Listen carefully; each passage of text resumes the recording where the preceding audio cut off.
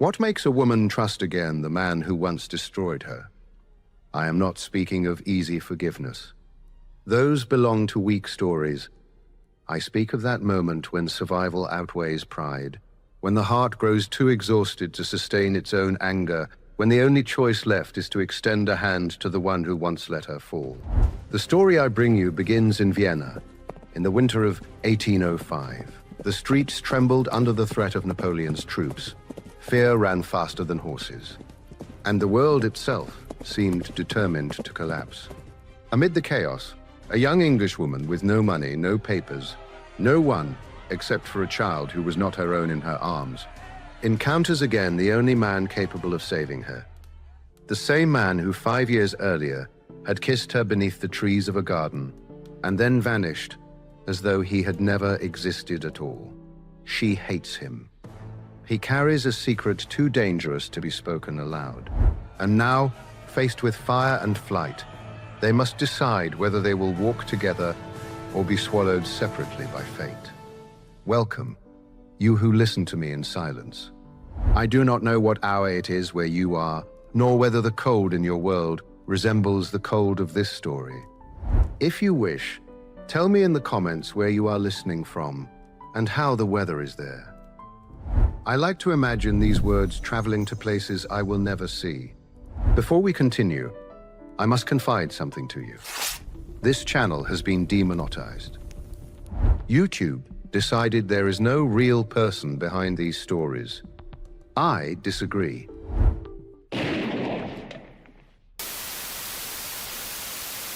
But some battles are not won with anger. They are won with endurance. That is why I remain. If you would like to help keep this space alive, there is a link in the description. A simple contribution, the price of a coffee, nothing more. And if you cannot, know that your comment, your subscription, your presence here already makes a difference. That is how this voice continues to exist. Now, let us continue. Because Phoebe Blythe still has no idea what awaits her on that street in Vienna. And Conrad von Ehrenhardt has not yet realized that the past always collects its debts at the cruelest of moments.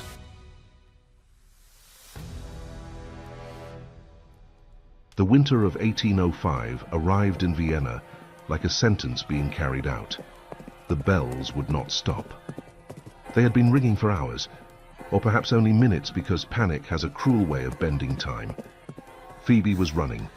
Leo's fingers kept slipping in hers, damp with sweat despite the cold cutting through the morning. The crowd shoved, stumbled, shouted names that no one answered. Some murmured about Ulm, about defeated generals, about cities falling one after another. A loose horse thundered past so close she felt the heat of its body against her cheek before she yanked the boy behind an overturned cart. Beyond the walls, Napoleon's army waited. Leo stumbled. Phoebe caught him before he could hit the ground, before the tide of bodies could swallow him. 5 years old, eyes too large for a face too thin. He did not cry. She had taught him to save his tears for when they were alone, but the tremble in his mouth betrayed everything his silence tried to hide. Phoebe had 12 copper coins left, a coat too thin for winter, and a child who was not hers, yet somehow had been left in her hands by the entire world. She had survived worse than war. She had survived the lie that destroyed her name, the silence of her own mother on the harbor when she left. If exile had not broken her, Napoleon would not have that privilege. And then she saw him, tall, still as stone amid the human current. A small girl clinging to his neck. The face that 5 years ago had made her believe in promises whispered in a dark garden. When his eyes met hers, Phoebe saw something she had never expected to see there. Fear. Conrad von Ehrenhardt was afraid, and he was walking toward her. Introduction. Phoebe Blythe was 24, and she had learned early that the world was rarely generous to women without fortune. Her brown hair, the color her mother once called autumn, was kept pinned into practical buns. Not out of vanity, but out of necessity. Her honey-colored eyes, flecked with gold near the pupils, had lost their light somewhere between the scandal and her first Austrian winter. What remained was a quiet, almost unconscious habit, rubbing the thin scar on the back of her left hand whenever she needed to gather her thoughts. 5 years earlier, she had been the daughter of a respectable merchant in London. Not nobility, but welcomed in the right circles. A modest yet secure future. A handful of suitable suitors, and the calm certainty that life would unfold as expected for girls like her. Until the garden, the man with the low voice and carefully chosen words, the promise spoken as though it were truth, the affection built with enough care to seem eternal, and the abandonment as sudden as it was cruel. Then came the closed doors, one by one, until only the continent remained, and the work of a governess, an elegant name for an educated woman who now possessed nothing but her dignity. Vienna had received her with the indifference reserved for useful foreigners. It was there, through distant family acquaintances, that Phoebe began caring for Leo, back when he was still a restless infant in the arms of an exhausted nurse. She taught him his first letters, showed him how to count coins. Taught him too how to remain silent when adults began to argue. The boy had become her only anchor. He was not her son, but the heart, at times, refused to acknowledge such a distinction. Now, with Leo's relatives in flight, rumors of French soldiers crossing the borders, and the city trembling on the brink of collapse, Phoebe found herself alone with a child in a land she had never truly learned to call her own. Yet what made her body tighten with dread was not the war. It was the man who had appeared in the crowd, as unexpected as a memory she had believed long buried. The same man who, years before, had destroyed her life with a gentle smile and an empty promise. And for the first time since arriving in Vienna, Phoebe understood something with painful clarity. No distance, no effort, no escape would ever be enough. Chapter 1. The Flight. Phoebe did not move. The crowd flowed around her like water around stone, yet her feet felt rooted to the uneven cobblestones. Leo tugged at her hand, saying something she could not hear. The blood pounded too loudly in her ears. Conrad stopped 3 steps away. The little girl in his arms hid her face against his shoulder. Small fingers dug into the collar of his coat, as though she feared the wind itself might steal her away. Phoebe. The voice was the same, low, controlled. As though 5 years had been 5 minutes, as though he still had the right to speak her name. Count. The word came out steadier than she expected. Perhaps hatred was useful for something after all. He looked at Leo, then at her. There were lines in his face that had not existed before, around the eyes, at the corners of his mouth. Time had spared neither of them. You need to leave the city. What a brilliant observation. A muscle jumped in his jaw. Good. Let him feel something. I have a carriage waiting at the north gate. Sometimes pride is the only thing a person has left, and yet it is often the very thing that keeps them from surviving. Phoebe almost laughed. Almost. The irony was too large to fit inside any civilized reply. She had fled before dawn, when the first rumors began to travel faster than horses. Ulm had fallen. Generals had been humiliated. Vienna would be the next jewel to slip into Napoleon's hands. She had gathered the documents, hers and Leo's, and hidden them inside the lining of her coat. But the money had not been where it should have been. The irony was too large to fit inside any civilized reply. She had fled before dawn, when the first rumors began to travel faster than horses. Ulm had fallen. Generals had been humiliated. Vienna would be the next jewel to slip into Napoleon's hands. She had gathered the documents, hers and Leo's, and hidden them inside the lining of her coat. But the money had not been where it should have been. Leo's relatives had taken everything in their haste to escape. Only 12 copper coins remained, forgotten in a drawer. 12 coins. Not enough for even a single night at an inn. And why would I accept anything from you?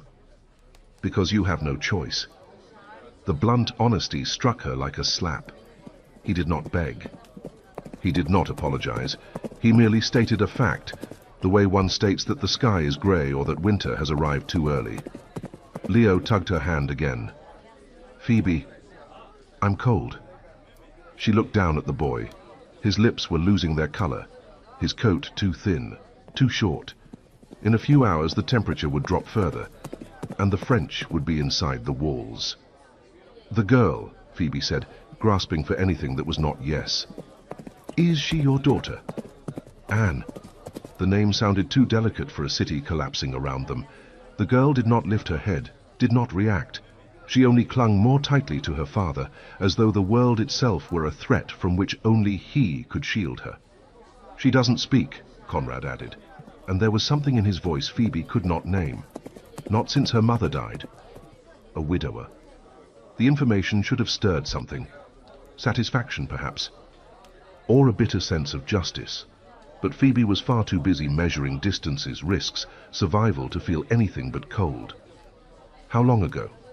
3 years. We know how cruel time can be to those who wait. And that was exactly what Phoebe felt, standing there amid the chaos. She had waited for answers that never came.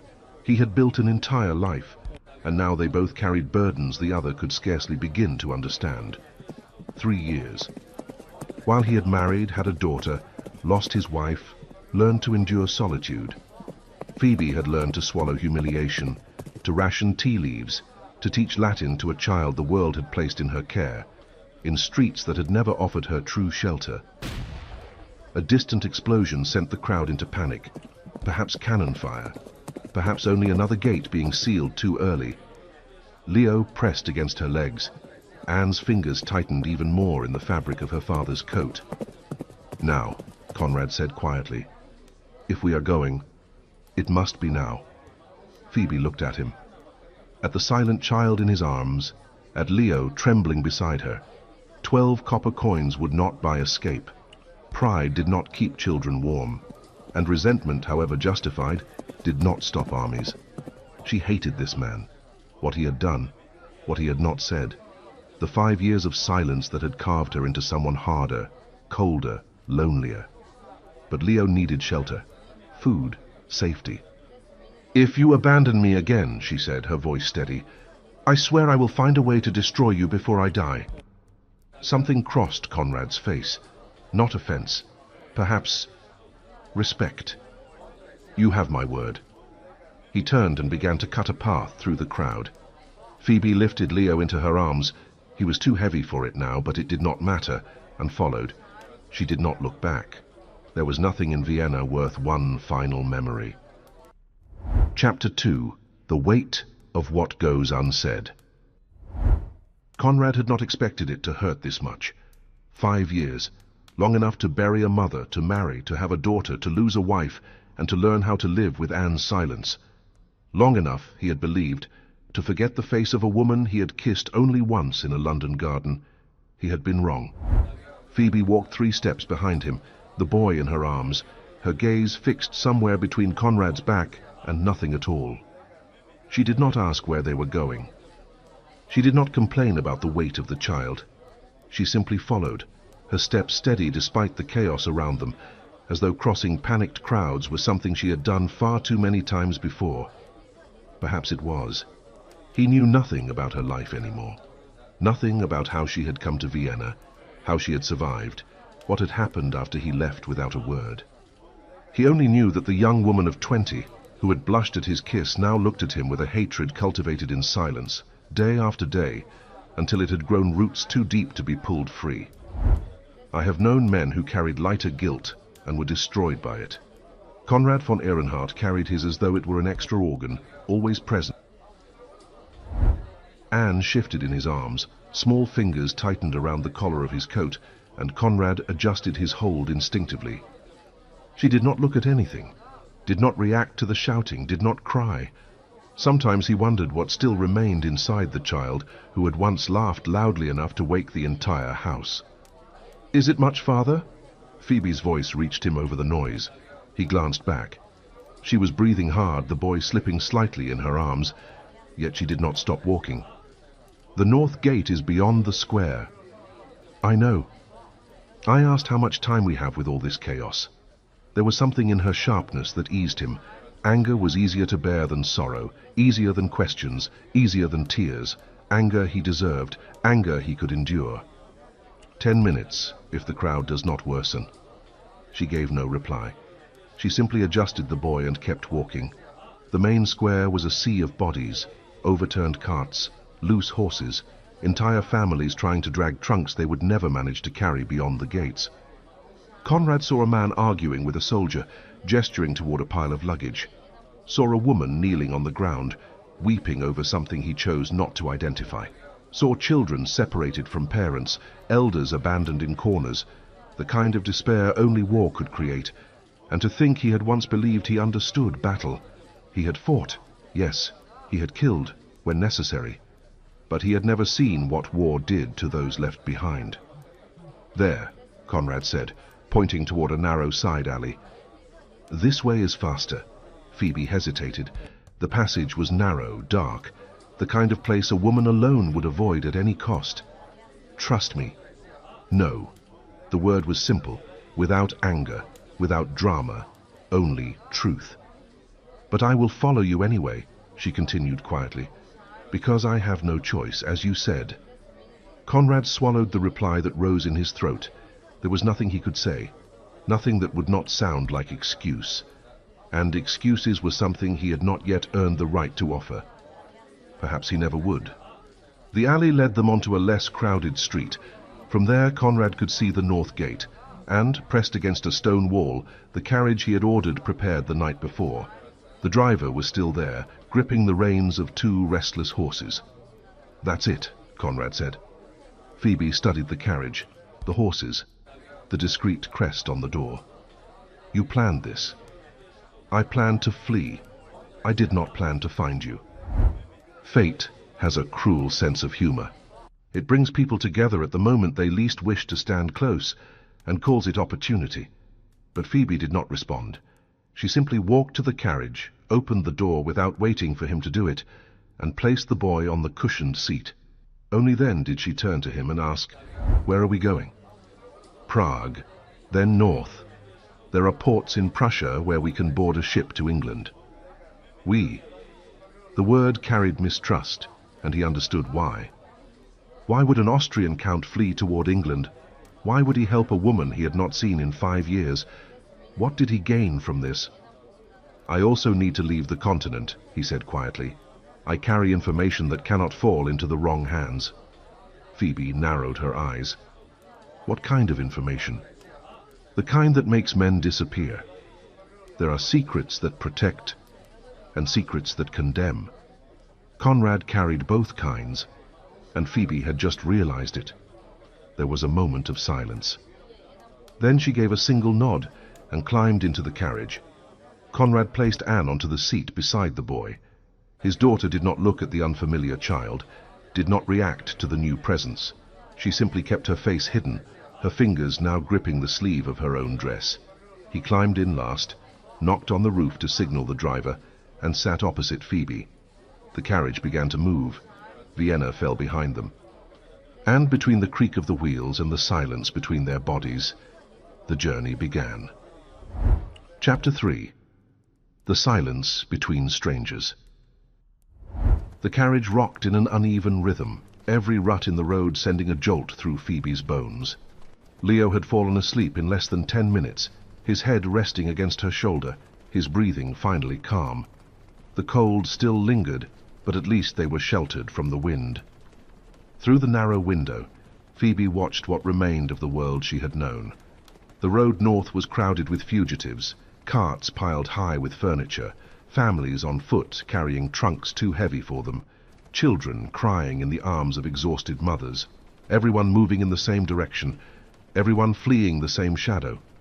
The rumors traveled faster than truth. Napoleon had taken Ulm in October. 30,000 Austrian soldiers had surrendered. Generals who had served the empire for decades had been humiliated. Now he marched toward Vienna as one harvesting what he had long planted. Even the emperor had fled. Francis II had abandoned the capital days earlier, taking the court with him to Moravia. If the sovereign did not believe in resistance, why would his subjects? Conrad sat opposite her, Anne curled beside him like a small, frightened animal. They had not exchanged a word since Vienna disappeared behind them. The silence between them was thick, heavy with everything neither knew how to name. Phoebe used the time to study him, Some changes 5 years could explain: the lines around his eyes, the permanent crease between his brows, the dark hair now streaked with silver at the temples. But there were other marks time alone could not account for: the constant tension in his shoulders, the way he held his daughter as though afraid to lose her, the gaze of a man who slept too little and carried unresolved nights within him. Others are simply worn down by it, like stone shaped slowly by water. Looking at Conrad, Phoebe could not yet tell which fate had claimed him. The carriage came to an abrupt stop. Harsh voices approached, fast, authoritative German. Phoebe's body went rigid before her mind could follow. "Soldiers," Conrad murmured. "They're inspecting those who leave." He pulled documents from the inner pocket of his coat. Phoebe did the same, her fingers trembling as she searched for Leo's papers. In those days, a wrong document, a hesitant answer, could mean arrest. Or worse. The Austrians searched for deserters. The French, when they arrived, would search for informants, and Conrad, by his own admission, carried exactly the kind of secret both sides would want. The carriage door opened. An Austrian soldier, too young for the hardness in his eyes, scanned the interior with weary attention. "Documents?" Conrad handed his over first. The soldier studied the crest on the paper, then the discreet crest on the carriage door. His posture shifted immediately, shoulders straightening, the reflex of someone trained to respect titles. "Count von Ehrenhardt." "That is correct." "And the woman?" "The children's governess. She travels under my protection." It was a lie. It was truth. It was both at once. Phoebe handed over her papers without a word. The soldier frowned when he noticed they were English, but did not question further. Too many people were fleeing, too little time for scrutiny. "Proceed." The door shut. The carriage moved again. Phoebe released a breath she had not realized she was holding. Leo slept on, untouched by any of it. Anne had not moved, but her fingers still clenched the sleeve of her dress hard enough to leave marks. In that brief moment, Phoebe and Conrad were not the woman abandoned and the man who had abandoned her. They were simply two adults trying to keep two children alive in a world that was falling apart. "Thank you," Phoebe said quietly. The words cost more than they should have. "For including Leo and me in your passage. You watched over Anne when the soldier opened the door, before you even thought of yourself." Phoebe found no answer. It was true. Her instinct had been to check the girl first, to see whether she had been frightened. She did not know what that meant. She did not wish to know. Leo stirred beside her. His large eyes settled on Anne across the seat, and something passed over his face. Curiosity, perhaps, or recognition. Children perceive what adults forget how to see. "She doesn't speak?" he asked softly, his voice still thick with sleep. "No, but that does not mean she does not hear." Leo seemed to consider this. Then, without warning, he slid down from the seat and crossed the narrow space of the carriage. Conrad tensed but did not stop him. The boy stopped in front of Anne, stood there, swaying slightly with the motion of the carriage, simply watching her. No one breathed. Then Leo reached into his coat pocket and withdrew something small. A button. Polished brass, etched with a pattern of leaves. Phoebe recognized it at once, from the old coat she had once mended. He held it out to Anne. The girl did not lift her head, but her fingers, small, pale, loosened from the sleeve of her dress and opened, palm upward. Leo placed the button there. Anne closed her hand. Something tightened in Phoebe's chest. Outside, the empire was collapsing. Generals were captured, cities were falling, treaties were unraveling. But inside this carriage, a girl who did not speak had accepted a button from a boy she barely knew. And somehow that felt greater than any battle. Leo returned to his seat as though nothing extraordinary had occurred. He leaned once more against Phoebe and drifted back into sleep. Conrad watched his daughter, her hand still closed around the button. When he lifted his eyes to Phoebe, there was something there she had not expected to find. Gratitude. She looked away. She did not want his gratitude. She wanted nothing from him but safe passage to England and enough distance to forget him again. But the carriage was small. The journey was long, and some distances cannot be maintained, no matter how fiercely one tries. The road stretched north, the sky darkened, and somewhere behind them, Vienna prepared to raise French flags. Chapter 4. The Price of Shelter. The horses needed rest. The children needed food, warmth, and the basic care the road had already delayed beyond what was bearable. Conrad knew they should keep moving. Every hour stopped meant one less hour of distance between them and the chaos they had left behind. But Anne had been shivering for miles. Leo had begun coughing and complaining of hunger, and the driver had warned him twice already that the horses would not endure the entire night. The first inn was full, the second as well. At the third, the owner laughed in Conrad's face when he asked for rooms. "Rooms? I have families sleeping in the stable, sir. The Count of I don't know where offered twice the price yesterday and still slept in the barn." War turns everything into rare currency. Beds, horses, bread. Conrad had seen this on battlefields, never on civilian roads, never with a daughter in his arms and a woman who could barely stand to look at him waiting outside. Phoebe did not complain. She did not ask why it was taking so long, did not offer alternatives. She simply stood beside the carriage, Leo asleep against her shoulder, her eyes tracking every movement around them, watching, measuring, surviving. 5 years of doing that alone. Guilt became a physical weight in Conrad's chest. At the fourth inn, smaller, hidden along a curve of the road where most fugitives would never bother to stop, Conrad managed what he needed, not by luck, by money.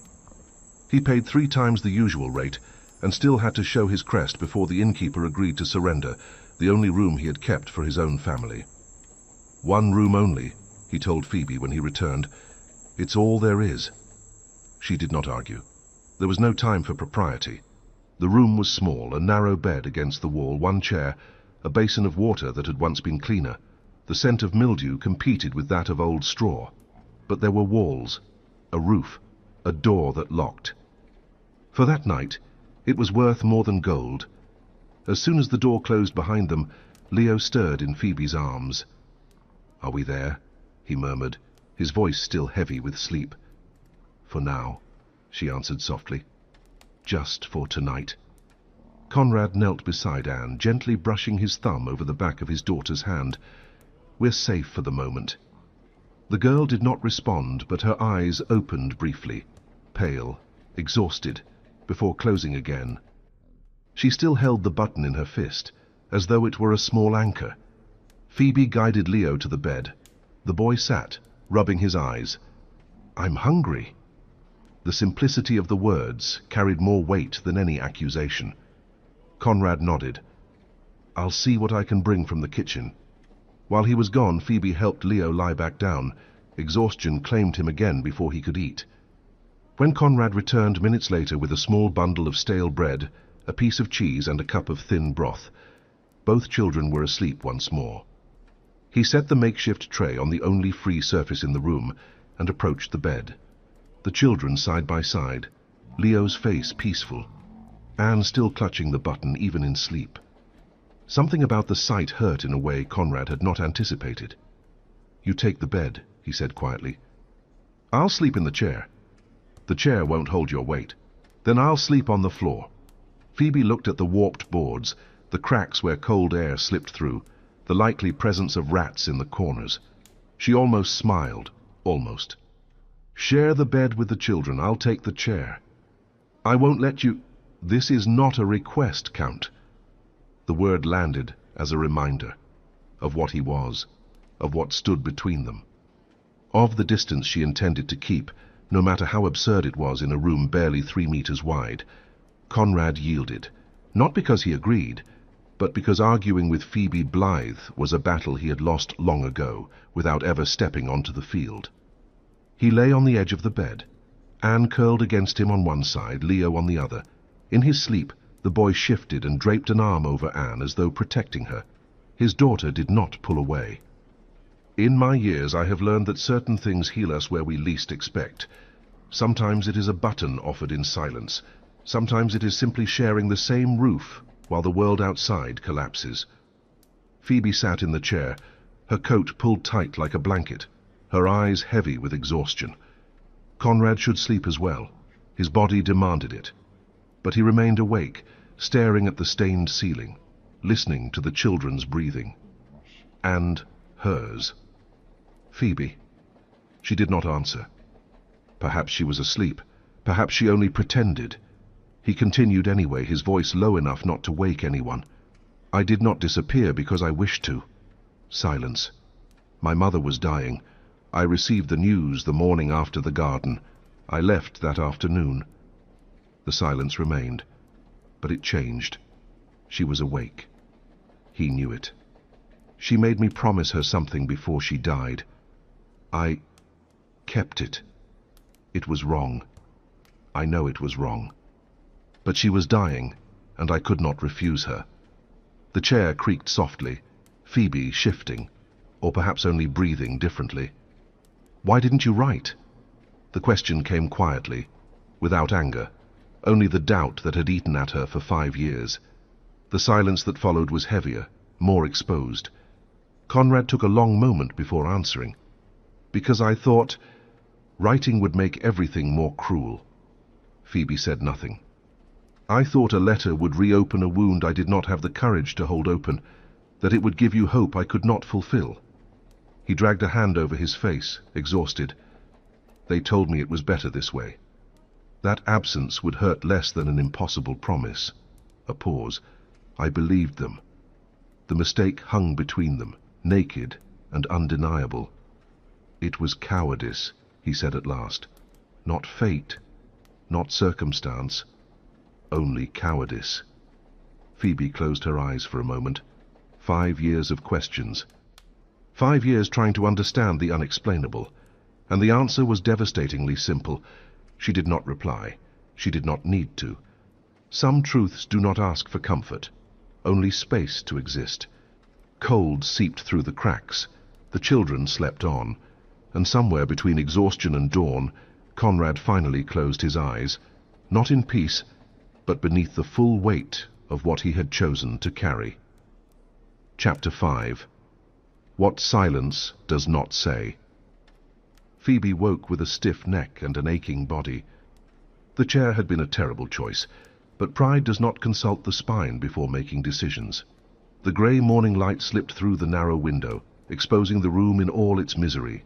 The stains on the ceiling, the murky basin of water, the floor she had been right not to trust. On the bed the children were still asleep. Leo lay on his back, mouth slightly open, his arm still draped over Anne, as though it had remained there all night. The girl was curled inward, her face finally visible, delicate features, long lashes, brown curls scattered across the stained pillow. She looked like any 4-year-old child asleep. She looked ordinary. Conrad was not there. Phoebe rose slowly, testing each muscle before trusting it. His coat still hung on the door handle. He had not left. More likely, he had gone to manage practical matters, horses, food, the innkeeper's payment, things she could not afford, things he would never mention. Another debt. The list grew whether she wished it to or not. The makeshift tray from the night before was gone as well. She moved to the window and looked outside. The inn's courtyard was already in motion. Families loading bundles, horses being prepared, children crying for food that might not exist. The world was still fleeing, and they would need to flee with it. It was cowardice. Conrad's words returned without permission. Not fate, not circumstance, only cowardice. For 5 years, Phoebe had constructed a version of Count von Ehrenhardt that made sense. A cold, calculating man who had used her for the pleasure of a single night and then walked away without a second thought. That version was easy to hate, comforting even. It gave shape to the pain, direction to the anger, a clear face for the villain of her story. But cowardice did not fit that version, a man who names his own fault, who admits his weakness without trying to soften it. That man was something else, not better necessarily, just different, harder to place into the role she had built for him. Some forms of hatred survive on certainty. When certainty fractures, hatred loses its footing. The door opened. Conrad entered carrying a wrapped bundle of cloth and a steaming cup.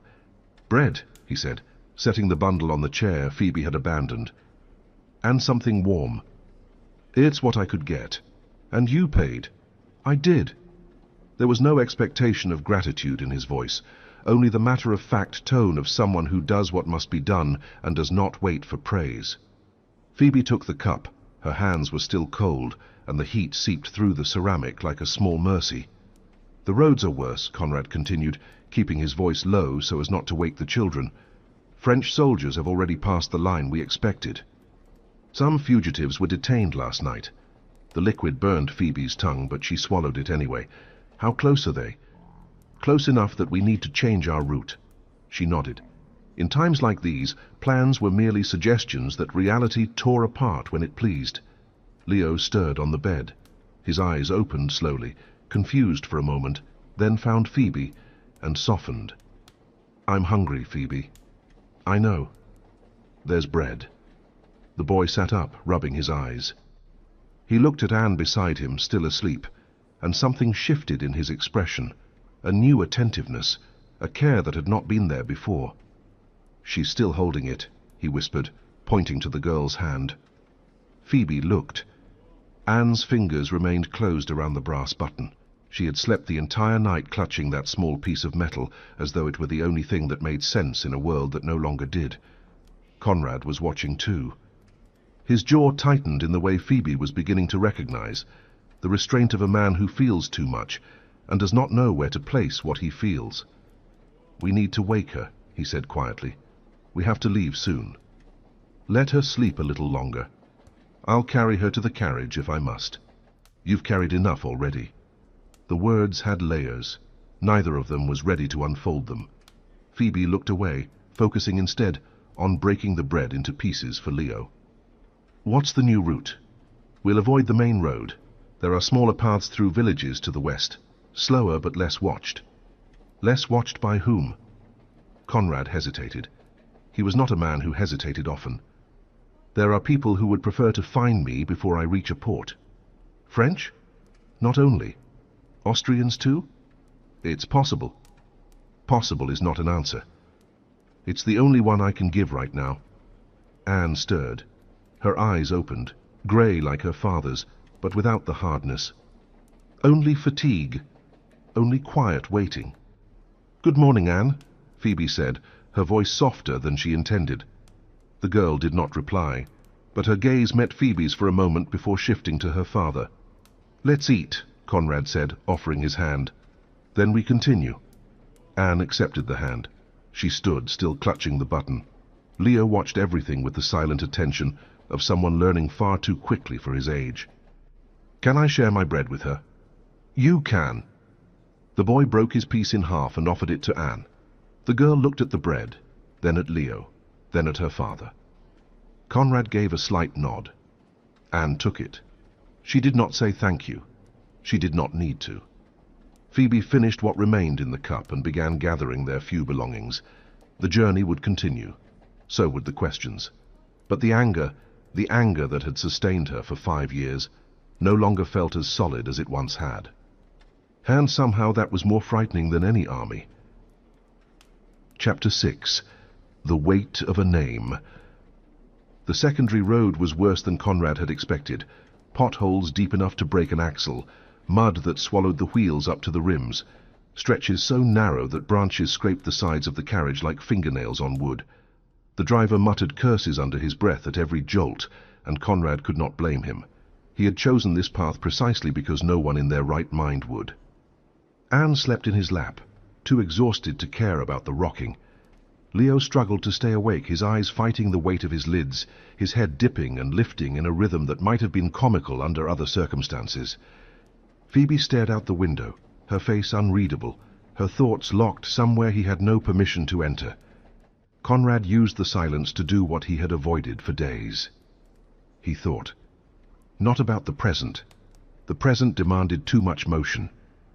He thought about the past, about how he had ended up there in that carriage, fleeing an empire he had once sworn to serve. The title had come too early. His father, Wilhelm von Ehrenhardt, had died when Conrad was 23. thrown from a horse during a hunt, his neck broken before anyone could reach him. Conrad had been stationed near the Prussian border when the news arrived. He returned in time to see the coffin lowered into the earth, and his mother collapse silently beside the grave.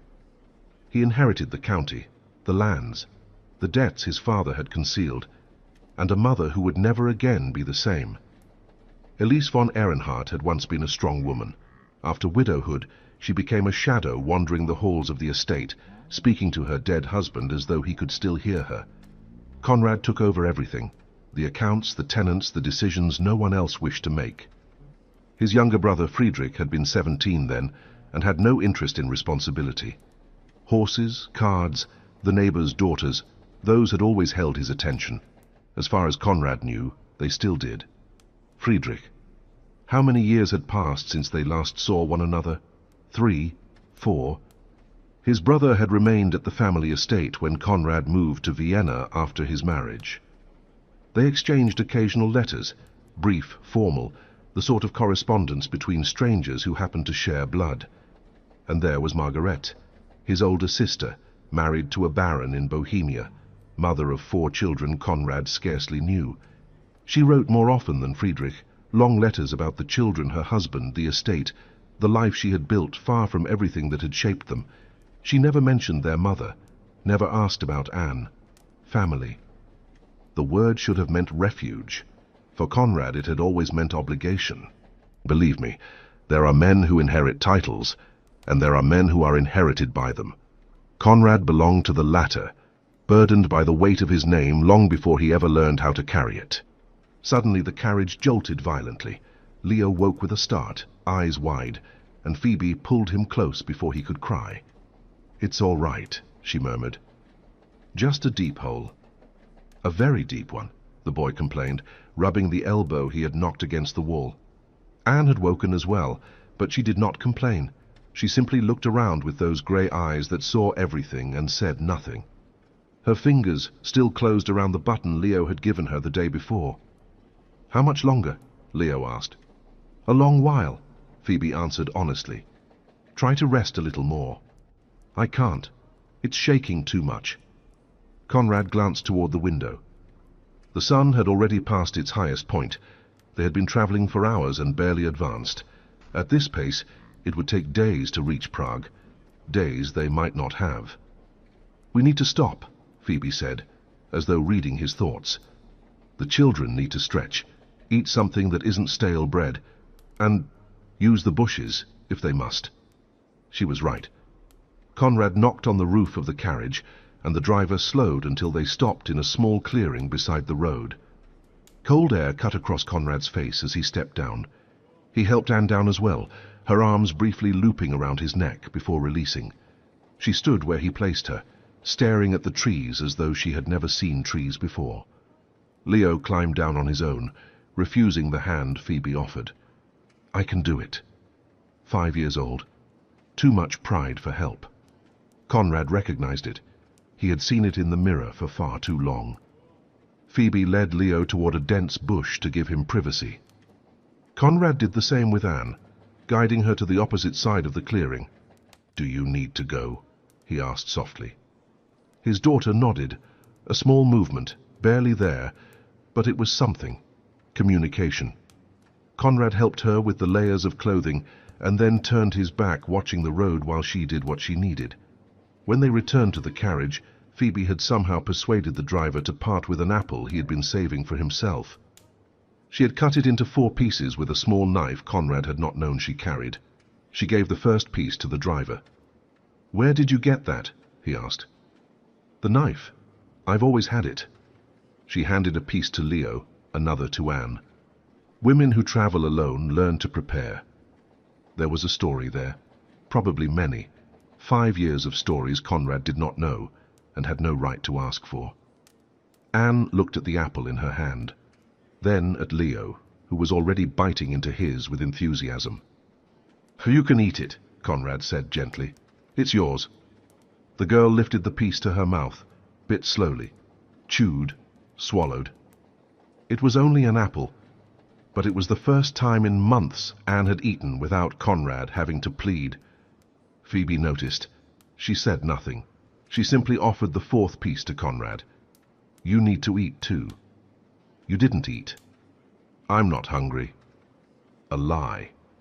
He saw it in her eyes, in the way she swallowed hard, in how she turned her face from the scent of the fruit. But arguing would lead nowhere. "Then share it with me." Phoebe hesitated.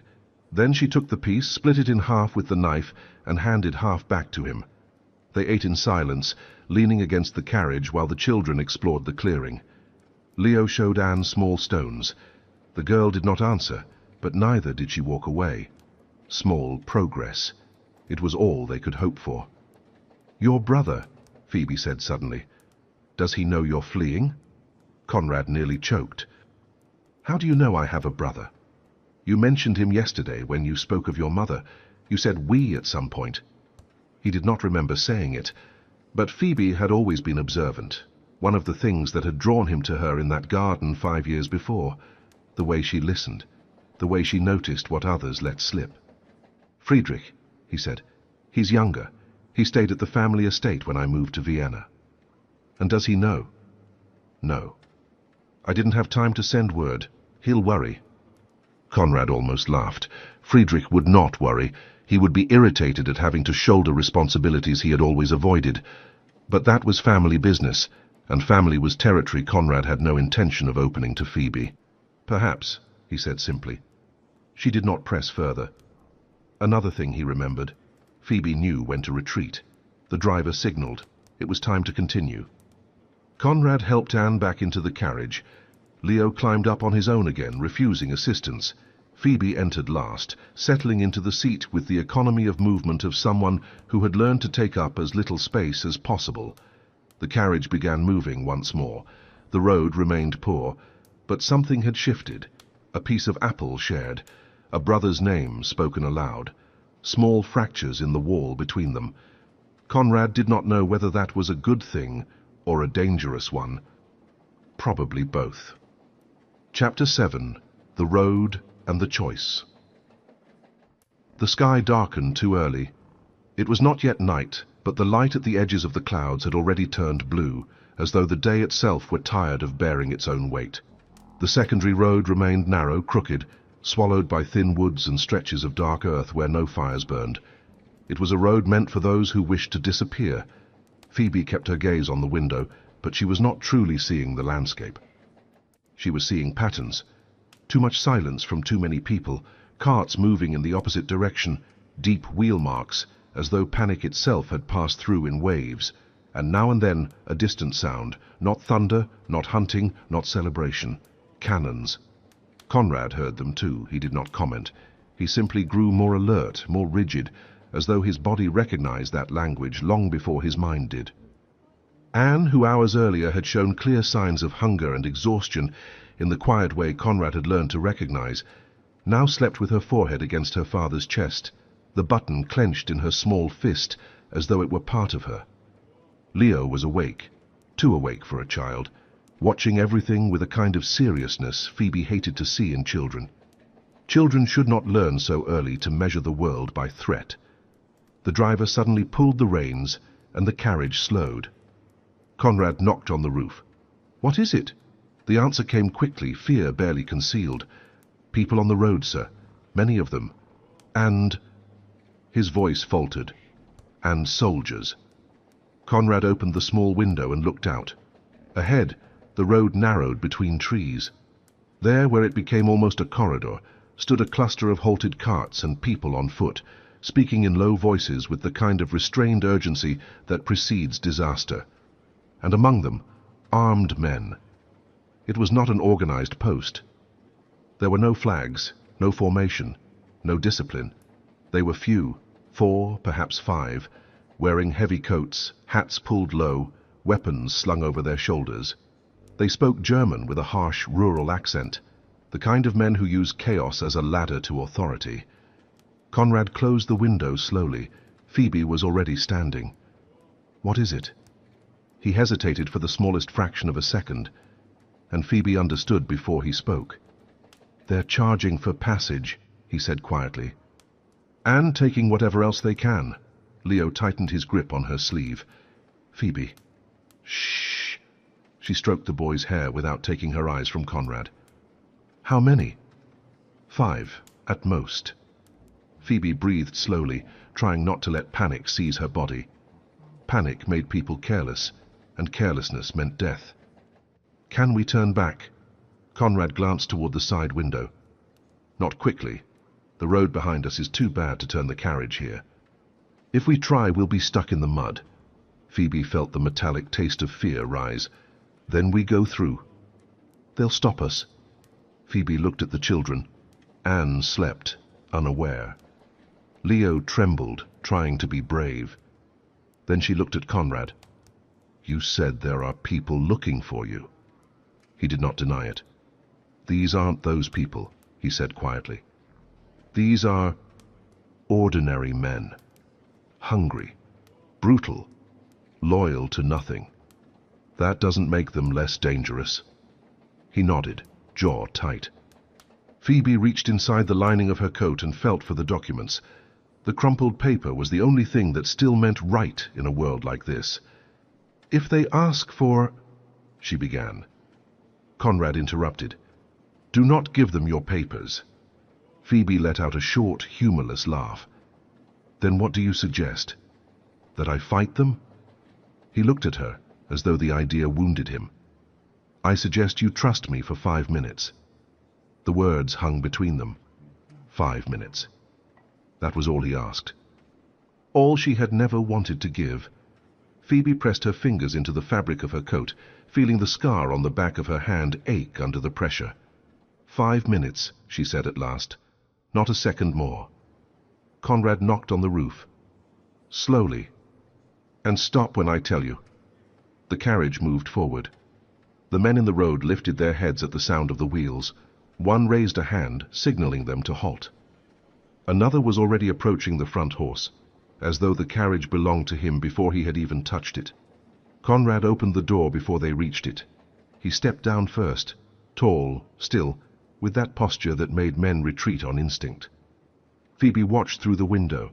She saw how he chose the right expression, not fear, not arrogance, but the calm of someone who has a name, the calm that says, I am not easy prey. The nearest man spat on the ground. Toll, he said roughly. To pass. Conrad inclined his head slightly, as though this were merely an irritating formality. To pass to where? He asked, his German flawless.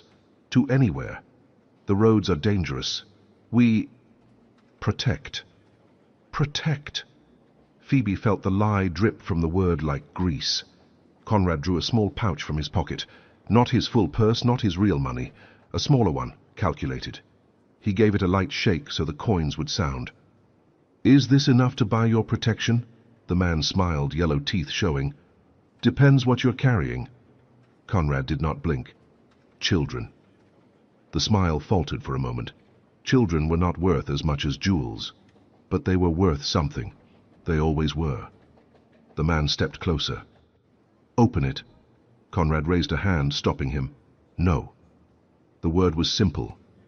Final. No? The man frowned. Conrad moved closer without raising his voice, which was worse than shouting. I pay to pass. I do not pay to be searched like a thief. Phoebe held her breath. The world narrowed to the space between the two men. Conrad stepped slightly aside, revealing the discreet crest on the carriage door. It was not display. It was warning. The man hesitated. Only a little, and that little was enough. Conrad tossed him the pouch. Take it, and move. The man caught the pouch quickly, signaled to one of the others. Let them through. But one of them, younger and more reckless, approached the door. I want to see. Phoebe felt her body lock. Leo shrank inward, as though he could make himself vanish.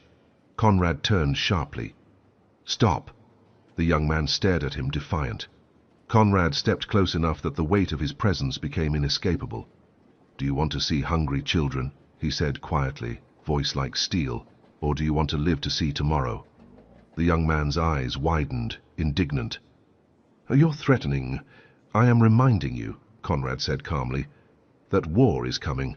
And when war comes, men like you are the first to be crushed. So let me pass.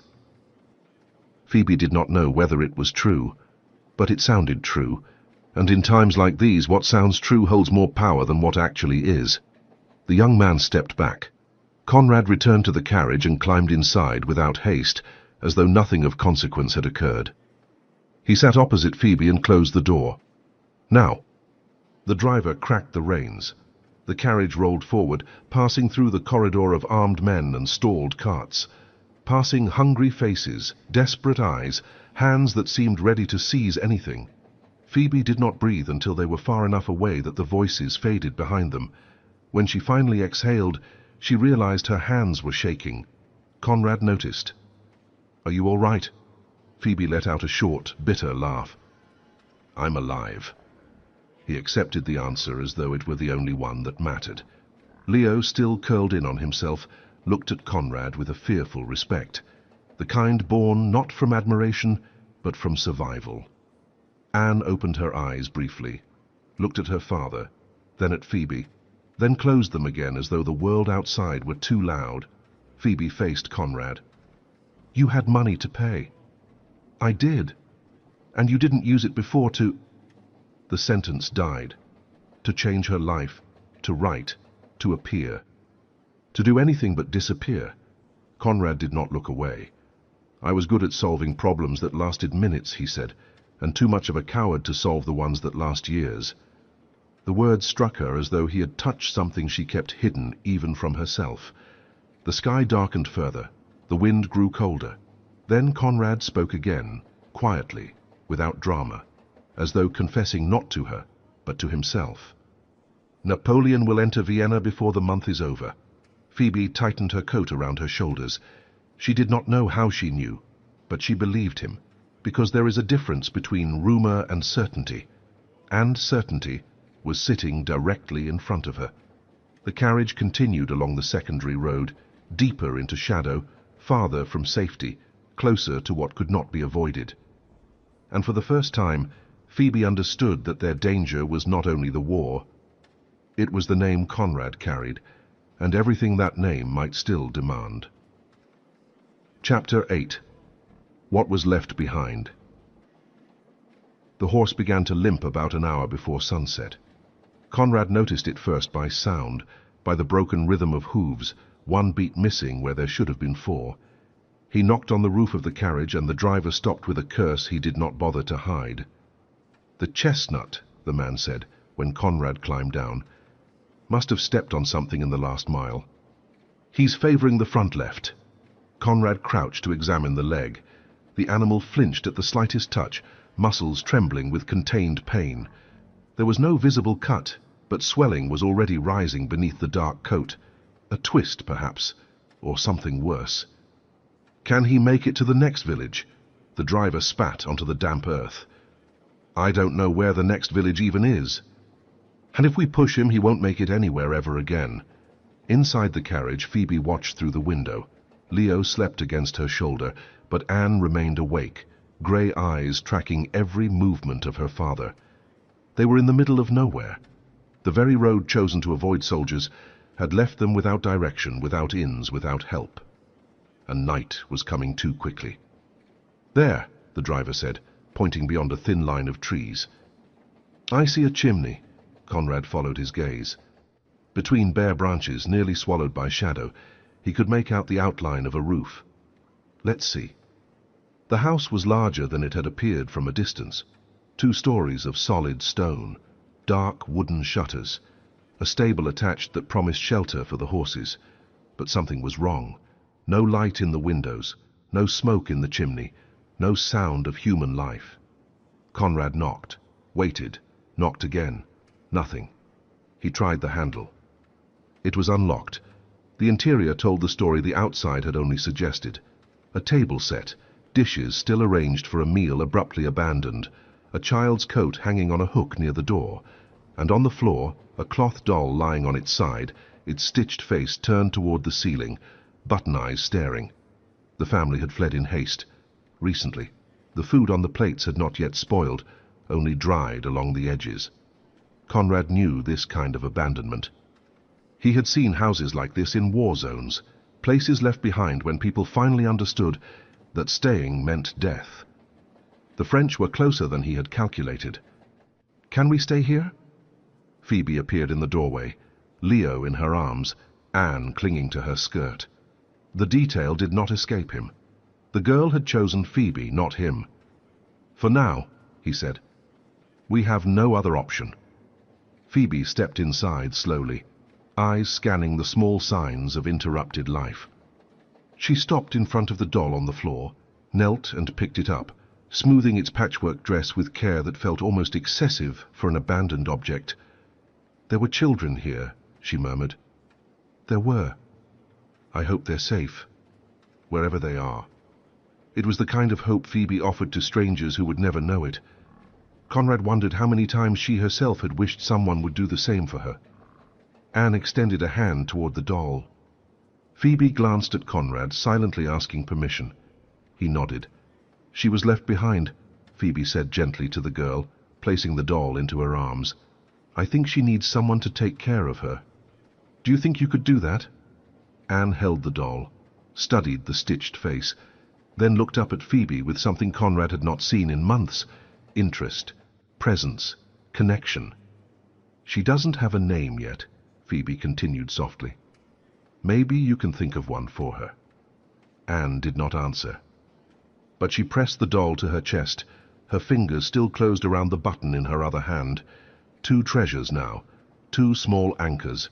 The driver entered carrying a sack. "Found oats in the stable, and there's firewood stacked behind the house. If we light the hearth, we can get through the night." "And the horse?" Conrad asked. "I've put him in the stall. He needs rest. 2 days at least. 3 if we want him strong enough for the rest of the road." 3 days. Trapped in an abandoned house, hiding from a war on the move, with 2 children and a history neither of them knew how to face. Conrad looked at Phoebe. Phoebe looked at Anne. Anne looked at the doll.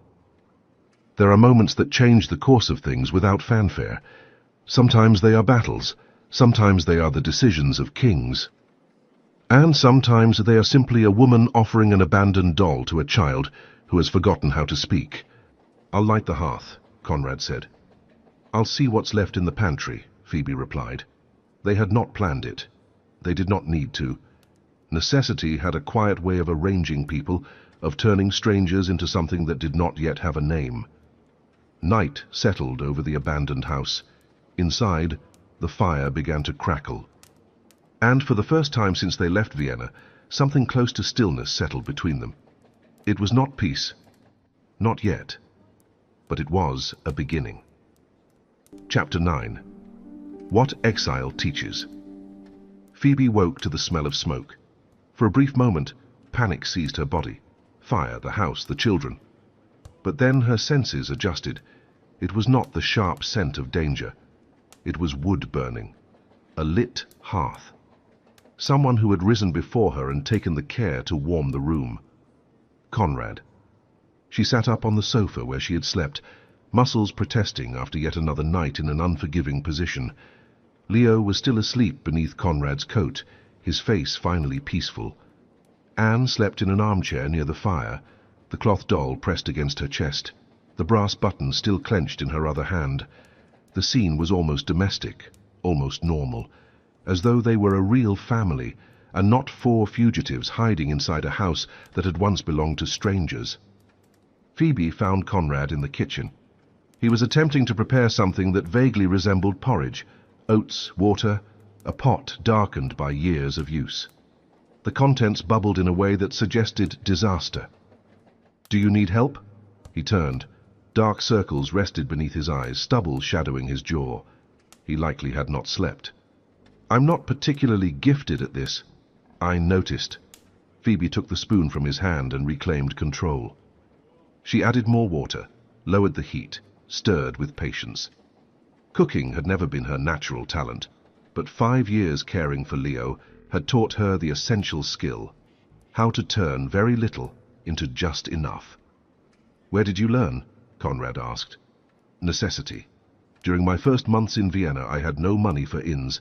I learned how to stretch what I had." He remained silent. Phoebe could feel the weight of the questions he did not ask. How she had come to Austria, how she had survived, what had happened between the London dock and this cold kitchen.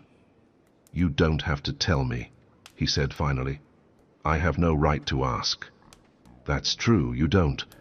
And yet something about the morning, the fire crackling, the humble scent of oats, the unexpected intimacy of sharing such a small space, opened a crack. My father was a cloth merchant, modest but respected. We had a house in Cheapside, small, always noisy. There were 5 of us. 5. 2 girls, 3 boys, I was the middle one." Phoebe kept her eyes on the pot. "My eldest sister, Catherine, married well. My brothers joined my father's business. And I—" She paused. "I was the one who stayed, the one who took care of the house when my mother fell ill. Her mother. It began with headaches. Light at first, then constant. In the end, she could barely leave her bed. I cared for her for 2 years before you. Before the garden, before the kiss, before everything collapsed. When the scandal happened," she continued, "my father wanted to defend me. He wanted to confront you, demand reparation. But Catherine said it would only make things worse, that the more silence, the less damage, that I should leave, until people forgot. And your mother?" The spoon stilled. "My mother said nothing. The silence that followed was thick. Conrad did not try to fill it with easy comfort. He simply stayed, present. She was at the docks when I boarded the ship, still ill. I had the feeling it would be the last time I saw her. My father was crying. Catherine slipped money into my hand where no one could see. My brothers didn't come, and my mother—" Phoebe drew a careful breath. "She stood there, watching. She didn't say a word, not even goodbye. I received a letter 6 months later," Phoebe said softly. "Catherine wrote. My mother had died. The headaches were something in the brain. Perhaps she could no longer speak when I left. Perhaps that explains the silence." "Do you believe that?" Conrad asked. Phoebe looked at him for the first time. "I have to believe it. The alternative is worse. There are daughters who spend their entire lives trying to translate their mother's silence. Phoebe was one of them, and perhaps she would never find the meaning she searched for. And that weight lived quietly inside her heart." A faint sound interrupted the moment. Anne stood in the kitchen doorway, the doll dangling from one hand, grey eyes fixed on Phoebe. "Good morning, Anne," Phoebe said gently. "Are you hungry?" The girl did not answer, but she entered, walked toward Phoebe, stopped beside her. Small fingers found the hem of her skirt and remained there, as though that were the safest place in the house. Conrad watched. There was something on his face Phoebe could not fully name, gratitude intertwined with loss, relief edged with a trace of jealousy. The daughter who had not spoken to him for 3 years was now seeking comfort in another woman. "She likes you," he said quietly. "She needs someone. I'm here." "It's not just that." Phoebe knew he was right. She recognized in Anne the same hunger she carried herself, the absence of a feminine presence that was more than practical care. That was warmth. "The porridge is ready," she said instead, because it was easier to speak of food than of everything else. "Wake Leo." Conrad nodded and left. Anne stayed. "Would you like to help?" Phoebe asked softly. Anne hesitated, then nodded. "Can you put the spoons on the table?" The girl took the cutlery and carried them to the table, one for each place, 4 places, like the family who had once lived there.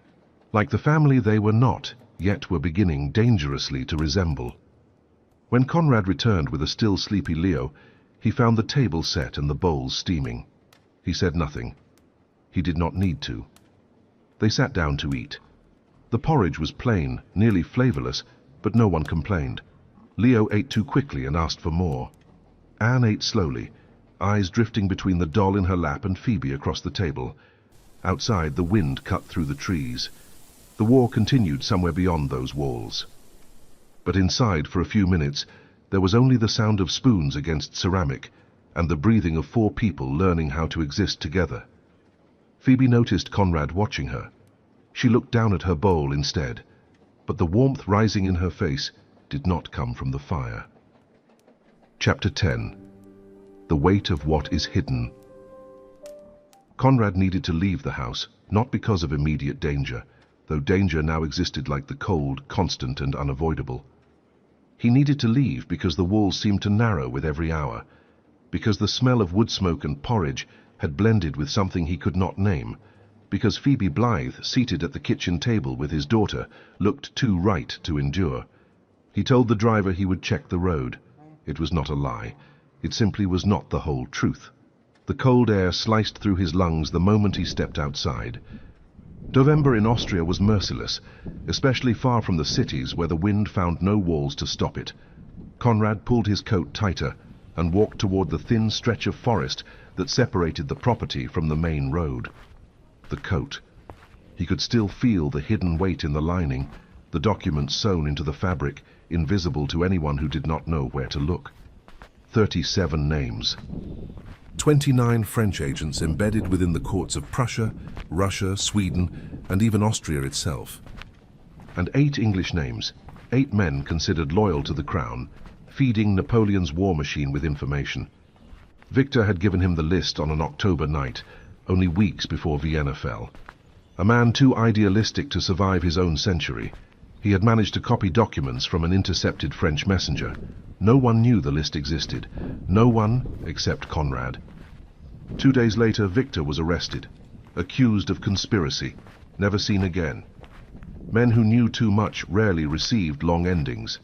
And now Conrad carried what remained, not only papers, but a promise, to take the list to England, to place it into the right hands, to turn it into something that might at least slightly slow Napoleon's advance.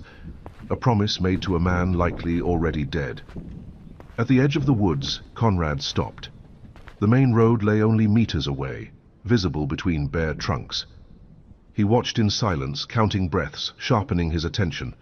Then he saw them. Fresh marks in the mud, horse tracks, many, organized, deep ruts from heavy wagons, and half buried in the dirt. A scrap of blue cloth, French blue. Troops had passed through, perhaps the night before while they slept. The cold that ran down Conrad's spine did not come from the wind. He returned to the house with controlled steps, eyes alert for any movement between the trees. Nothing. But absence of movement did not mean safety, only that they had not yet been seen. When he entered the kitchen, Phoebe was peeling potatoes at the table. Anne sat beside her, watching every motion with silent concentration. Leo played on the floor with sticks he had turned into tiny imaginary armies. The scene was so peaceful it hurt. "What happened?" Phoebe asked. She always noticed. She always had. "Nothing. You look pale." "The cold." Phoebe set down the knife, wiped her hands on the apron she had found hanging behind the door. "Leo, take Anne into the sitting room. Show each other the things you found." The boy obeyed without question. Anne hesitated, glancing from Phoebe to Conrad, but followed when Leo offered his hand. When the children were gone, Phoebe closed the kitchen door. "Now tell me what really happened." Conrad should have lied, should have protected her with ignorance, the way so many men believed was right. Victor had done that to him, and Victor was dead. "French troops passed along the main road," he said at last. "Recently." Phoebe did not panic. She only nodded, calculating. "How close?" "Close enough to see the tracks. Far enough that they didn't see us. Yet." Yet. She leaned against the counter, arms folded. "There's more you're not telling me." It was not a question. "There are many things I'm not telling you. Things that put me in danger." The choice stood before him. Lie and spare her, or trust and share the weight.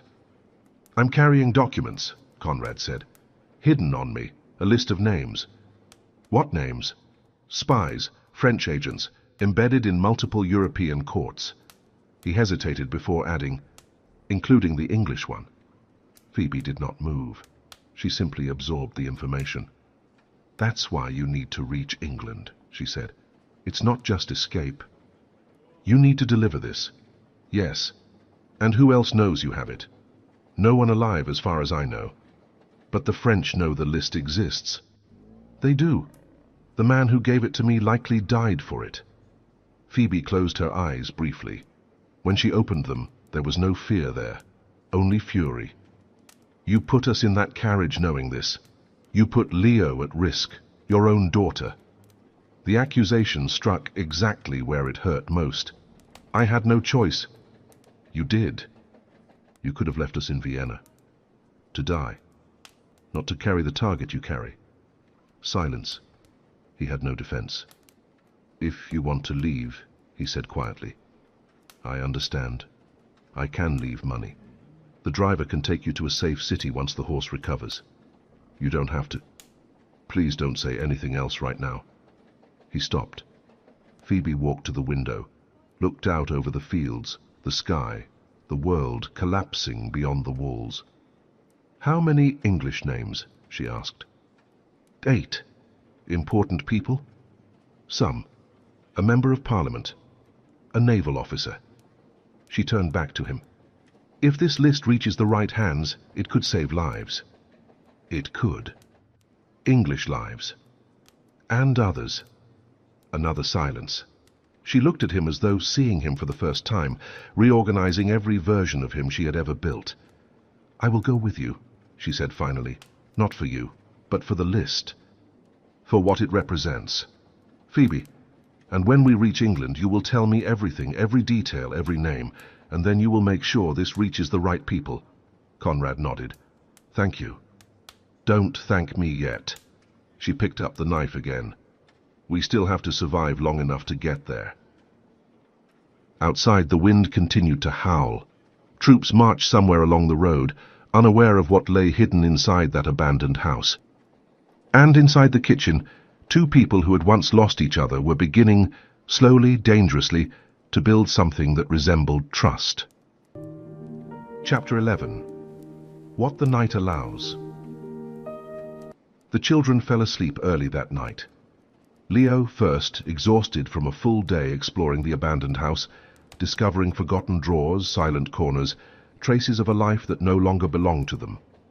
Then Anne, who drifted off in Phoebe's arms, while Phoebe gently untangled the girl's curls with her fingers, a slow, almost ceremonial gesture. The cloth doll rested against Anne's chest. The brass button remained closed inside her small hand, as though it were now part of her. Phoebe carried her upstairs to the improvised bedroom, a mattress on the floor, blankets found in an old trunk, pillows that still held a faint scent of lavender. She laid Anne beside Leo, tucked them in carefully, and stayed longer than she intended. Two children who had not known each other a week ago, now sleeping side by side as if they had always belonged together. When she went downstairs, she found Conrad seated by the hearth. The fire was low, more embers than flame, casting warm shadows across his face. A glass rested in his hand. He had found a forgotten bottle of wine in the cellar. "Are the children asleep?" he asked without turning. "Like stones." Phoebe sat at the opposite end of the sofa. Conrad extended the bottle. She hesitated for only a second before accepting. The wine was poor, sour, likely too old. But it was alcohol, and alcohol warmed in ways no fire could. Phoebe took one sip, then another, and felt her shoulders loosen for the first time in days. The silence between them was different now, no longer heavy with swallowed accusations, restrained anger, open wounds. It was the silence of two people who had already spoken the worst, and discovered the world still existed afterward. "Victor," Phoebe said at last, because the name had not left her mind since the kitchen. "Tell me about him." Conrad looked into the fire. "I met him in the army. We were young, foolish. We thought war was adventure. He was the son of a minor baron with no inheritance to expect, so he chose diplomacy when he realized he did not have the stomach to kill." A pause. "I did. I discovered that far too early. You killed in battle. In battle and outside it when necessary."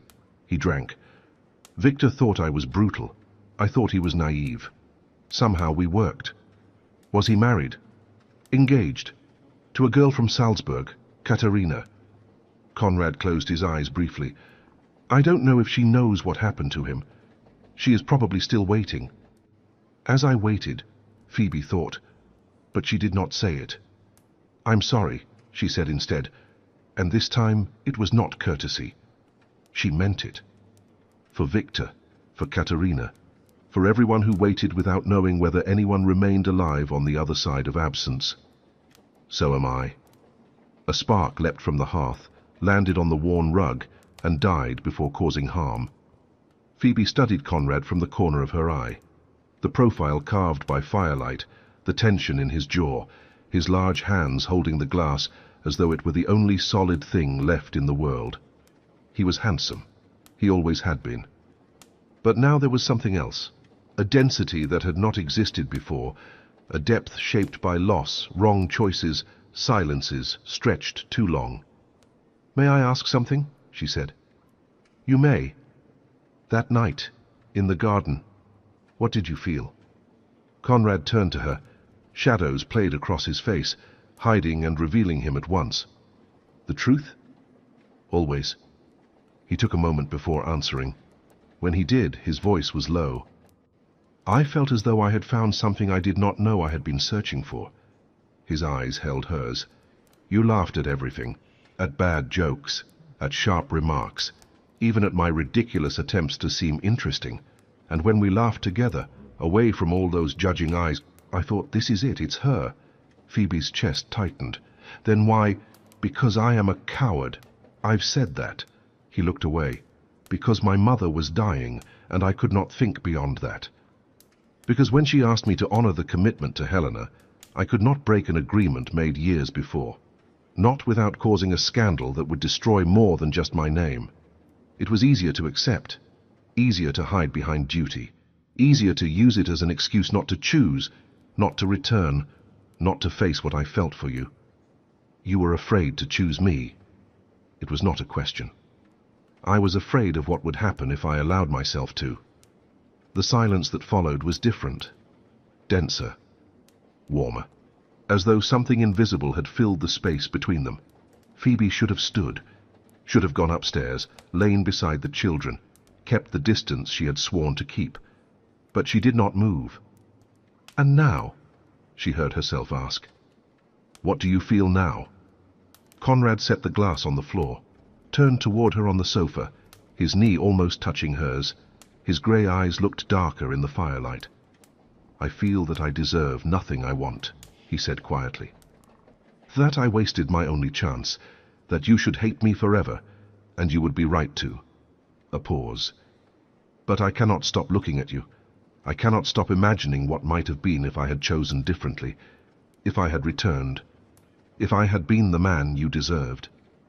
Phoebe felt her eyes burn. She did not let the tears fall.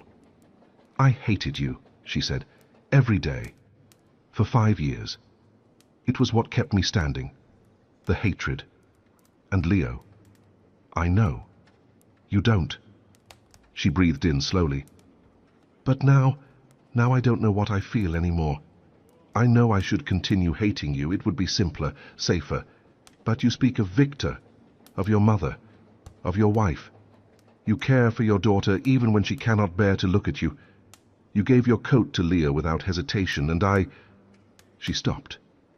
"And you what?" Conrad asked softly. "I no longer know who you are, the man I hated, or the one who is here now. And that frightens me more than any French army." Conrad lifted his hand slowly, giving her time to pull away. His fingers brushed her cheek, light, barely there, only warmth. Phoebe did not move. "I will not kiss you," he said. "Not like this. Not while you're still trying to understand what you feel." She swallowed. "And if I never understand, then I will wait." His fingers drifted to her jaw and stopped just short of her lips.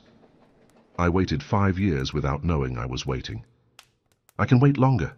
He withdrew his hand, rose, picked up a blanket and held it out to her. "Sleep here near the fire. I'll keep watch." "Conrad, please." His voice was low, fractured. "Let me at least get this right."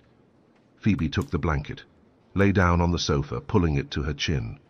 Conrad seated himself in the chair near the window, his profile outlined against the dark.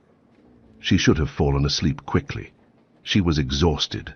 The wine warmed her. The fire lulled her. But she remained awake for some time, watching the back of the man she had once loved, trying to understand what was growing in the space where hatred used to live. It was not forgiveness. That would take time. But it was something. And for now, something was enough. Chapter 12. What the Silence Keeps. His eyes that night. The window had shown the same shape of darkness for hours, then a slow dragging grey that gradually became morning. He watched every shift of light, every shadow that moved between the trees, every sound that might have been troops, and never was. Phoebe slept on the sofa. At some point during the night the blanket had slipped, revealing her shoulder, the delicate curve of her neck. Her brown hair spilled across the fabric like ink. Conrad did not cover her again. He did not trust himself to come that close without wanting more. 5 years. 5 years telling himself he had forgotten her, that marriage to Helena had erased everything else, that guilt was only an echo time would dissolve. Lies repeated so often, they had almost begun to sound like truth. Then Vienna fell, and there she was, in the middle of the chaos, a child in her arms, surviving as she always had. And everything he had buried returned at once, with a weight he had never known how to measure. A soft sound upstairs pulled him from his thoughts. Small footsteps. One of the children had awakened. Conrad climbed the stairs slowly, avoiding the steps that creaked. The door to the improvised bedroom was ajar. Through the gap, he saw Leo still asleep, mouth open, a thin line of drool on the pillow, but the mattress beside him was empty. Anne. The panic lasted only a moment. He found her in the hallway, standing before the back window. The doll hung from one hand, the brass button shone in the other. She gazed outside with that stillness he had never been able to decipher. Anne! She did not turn, but she did not shrink away either, did not close in on herself as she used to when he tried to approach her back home. Conrad walked to her and stopped beside her, looking through the same window. The yard was a rectangle of tall grass and forgotten garden beds. A wooden swing hung from a tree, its rope worn by time. "You used to like swings," he said softly, "when you were little. Before death, before silence, before everything." Anne did not answer, but the fingers holding the doll tightened slightly. "Your mother used to take you to the garden every day," he continued. "You laughed so loudly the neighbors complained. Helena used to say you had the lungs of an opera singer." He swallowed. "I miss your laughter, Anne." Every day. She kept looking out the window, but something shifted, a nearly imperceptible lean of her body toward him. Not an embrace, not a word, but movement. And movement was already more than he had been given in 3 years. Conrad crouched to meet her eyes. "You don't have to speak. You don't have to do anything you don't want to. But you need to know that I am here, and I will stay, no matter how long it takes." Anne finally looked at him. Her grey eyes, his eyes, were damp, though the tears did not fall. Then she lifted the hand holding the button and slowly placed it in Conrad's palm. He stared at the small brass disc, the button Leo had given her, the first gift she had accepted in years. "You want me to keep it?" he asked gently. Anne shook her head. She took his hand, closed his fingers around the button, and pressed his closed hand to his chest, over his heart. His eyes burned. He pulled her into an embrace, the first she had allowed in months. Anne stayed stiff for a second, then softened. She did not hug him back, but she did not pull away. It was enough. It was more than enough. "Hey!" Leo's voice appeared in the hallway. The boy stood in the doorway, hair sticking up, eyes still swollen with sleep. "Why are you hugging?" Conrad released Anne, discreetly wiping his face. "Good morning, Leo." "Morning." He yawned. "Is Phoebe awake?" "Not yet. She never sleeps late." Leo frowned. "Is she sick?" "She's just tired. Let her rest." Leo nodded, unconvinced, and walked over to Anne. "Are you okay?" Anne did not answer. But she did something Conrad had never seen her do before. She extended the doll toward Leo, offering it. The boy looked at the doll, then at Anne, then at Conrad for confirmation. Conrad nodded. "She wants you to hold it," he said. "While she does something else." Leo took the doll with exaggerated care. "I promise I'll take good care of her." Anne nodded. A tiny movement. Then she turned and began walking down the stairs. "Where's she going?" Leo asked. Conrad did not know. But for the first time in years his daughter was walking towards something, not away from everything. "Let's find out." They went down together. Anne crossed the sitting room where Phoebe still slept, entered the kitchen and stopped in front of the cold stove. Then she looked at Conrad and waited. She wanted to participate. She wanted to belong. "You want to make breakfast?" he asked. Anne nodded. "Then we'll do it together." He lit the fire, showed her the oats, the water, when to stir. Anne watched with fierce concentration. Leo sat at the table, the doll on his lap, narrating each step. "Now she's stirring. Now she added more water. Now she's—" "Leo," Conrad interrupted gently, "Anne can see what she's doing." "I know. But what if she wants to remember later? Then I'll tell her." The childish logic was absurd and perfect at the same time. Conrad almost smiled. "Then keep telling the story," Leo continued. Anne stirred, and when Phoebe appeared in the kitchen doorway, hair tousled, eyes still heavy with sleep, she found three people in a quiet, shared harmony. "What's happening here?" she asked. "Breakfast," Leo said proudly. "Anne made it." Phoebe looked at Anne, at the pot, at Conrad. "She did." "With help." Something crossed Phoebe's face, surprise, then tenderness, then something deeper. She knelt in front of the girl. "Thank you, Anne. I'm very hungry." Anne did not answer, but the corner of her mouth moved, almost imperceptibly, almost a smile. It was the first in 3 years. The driver appeared in the back doorway, breaking the moment. "The horse is better. If we leave tomorrow morning, he'll manage." Tomorrow. The road, the danger, the list sewn into the lining of the coat. But for now, there was porridge on the table, a girl who almost smiled, and a woman with honey-colored eyes looking at him as though, perhaps, just perhaps, forgiveness was not impossible. Conrad would keep that moment, as Anne had asked him to keep the button, close to his heart, where it mattered most. Chapter 13. What Fear Reveals. They left on the 3rd day. The sky was still dark when Conrad woke the children, when Phoebe gathered the little they owned, wrapping portions of bread, cooked roots, and leftover food in clean cloths for the journey, when the driver prepared the horses with quick, nervous movements. No one spoke more than necessary. The air carried the weight of what they all knew, but refused to name. Every hour in that house had been another hour of risk. Phoebe helped Anne into the carriage. The girl held the doll in one hand and with the other wove her fingers into Phoebe's, and did not let go, not even after settling onto the seat. "You can stay beside me," Phoebe said gently. "The whole journey, if you want." Anne nodded. The small, almost imperceptible gesture Phoebe had learned to recognize as yes. Leo climbed in on his own, as always. He sat beside Anne, adjusted the doll on her lap when it nearly slipped, and began talking about the birds he could see through the window. Anne did not answer, but she listened. She always listened. Conrad entered last. He sat facing Phoebe, knees nearly touching in the cramped space. He looked as though he had not slept, dark circles under his eyes, jaw tense, gaze constantly scanning the landscape, as if expecting an ambush around every bend. Perhaps he was. The carriage began to move. The abandoned house vanished between the trees, taking with it the last few days. Shared porridge, confessions by firelight, the near touch Phoebe could still feel on her skin. They traveled in silence for hours.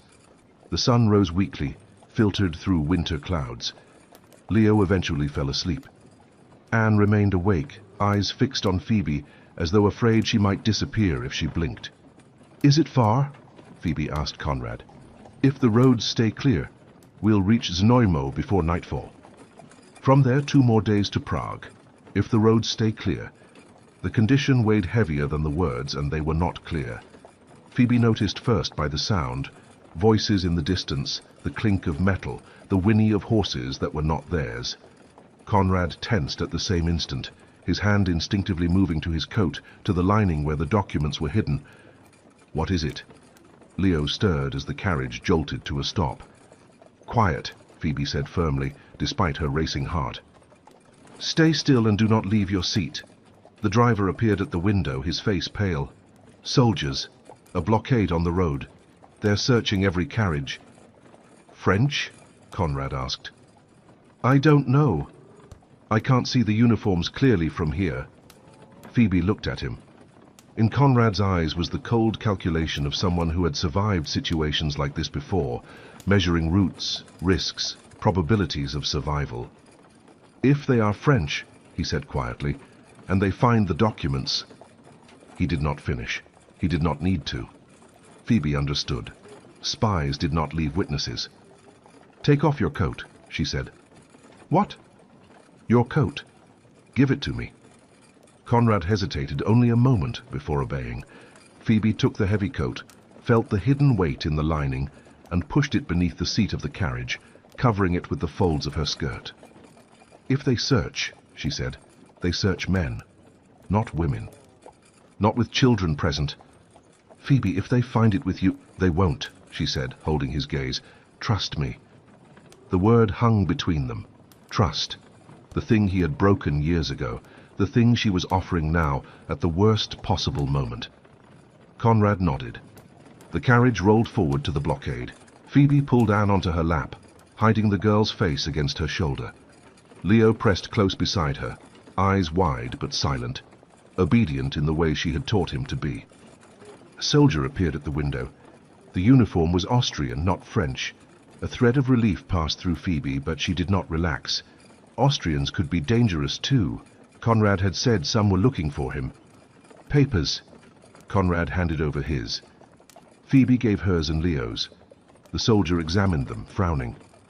"English?" "Governess," Phoebe replied. "To the children." "Traveling with an Austrian count?"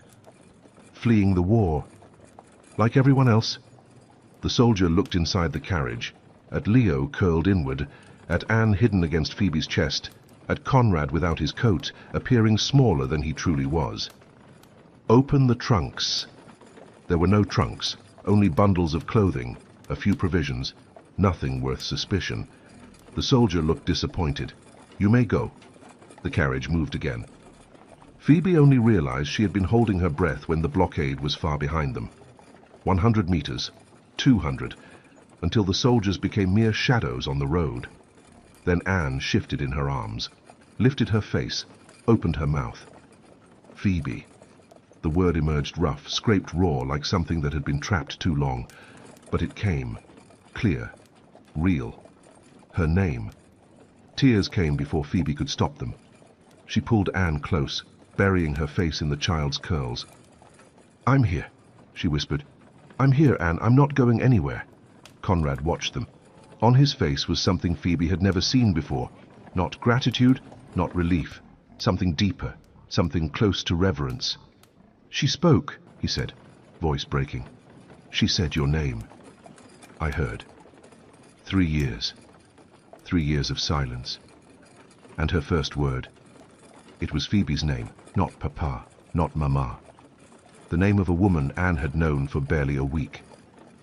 Phoebe should have felt strangeness, guilt perhaps, but she did not. She felt only warmth, only truth, the simple understanding that some bonds do not obey time or logic. Leo stared at Anne, awestruck. "She spoke," he repeated. "I knew she would. I knew it." Anne said nothing more, but her fingers found Phoebe's hand again, and did not let go, as though they never would. The carriage continued towards Neumo. The danger had passed, for now. The road remained. But something had changed forever. Anne had spoken, and she had spoken Phoebe's name. Chapter 14. What the Heart Chooses.